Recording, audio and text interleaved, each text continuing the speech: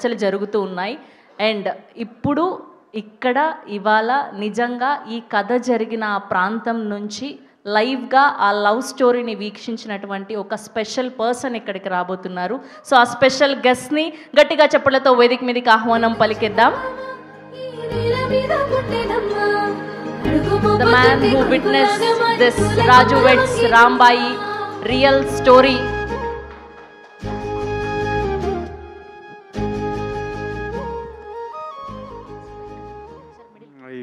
అందరికీ థ్యాంక్స్ అండి వచ్చినందుకు. ఈ గత 15 సంవత్సరాలు దాయపడింది అని చెప్పినాం కదా. ఎవరు చెప్పినా అంటే చాలా సంవత్సరాలు కష్టపడ్డా ఈ కథను బయటికి తీసుకురావడానికి, కానీ ఒక్కరు కూడా హెల్ప్ చేయలేకపోయారు. చాలా సంవత్సరాలు కష్టపడ్డా. బట్ ఇతను ఆ ఊరు వాడు అంటే పాపం ఆయన చాలా నా కోసం ఇప్పుడు చాలా రిస్క్ చేస్తాడు. ఎట్లా జరిగింది ఏందనేది నాకు మొత్తం తెలుసు. ఆ ఊరికెళ్ళి వచ్చిండు. సో ఆయన ఒకసారి మీకు చెప్తాడు. బాబాయ్ నీకు నేనున్నా ఏం కాదు, నువ్వు ఎంత కష్టపడ్డావో తెలుసు, నువ్వు ఎంత ఎఫర్ట్ పెడతానో నాకు తెలుసు, ఆ తర్వాత నేను నా ఊరు ఎట్లా చూస్తుందో నాకు తెలుసు. బట్ దేవుని దయ ఇక్కడ పెద్దోళ్ళు ఉన్నారు. నేనైతే నీకు ఏడోకు ఏం కాదు, ఏడోకు బాబాయ్ ఏడోకు. సరే మాట్లాడు బాబాయ్. నమస్తే. తీసిన సినిమా మా ఊళ్ళో జరిగింది.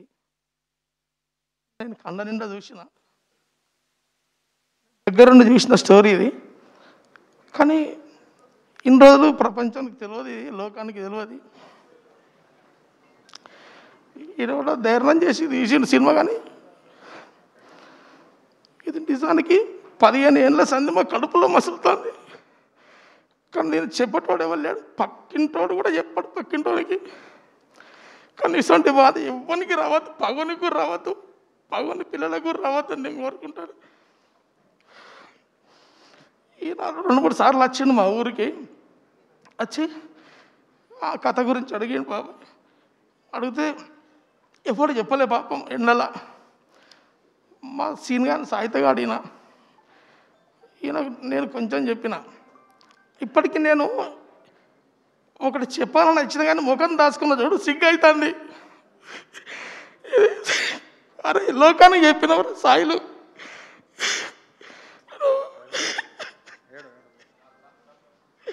లోకానికి చెప్పినవారు అన్న.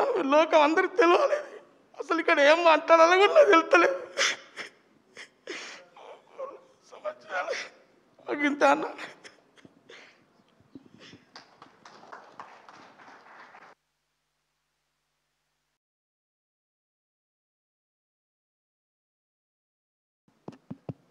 సార్ థ్యాంక్ యూ అండి.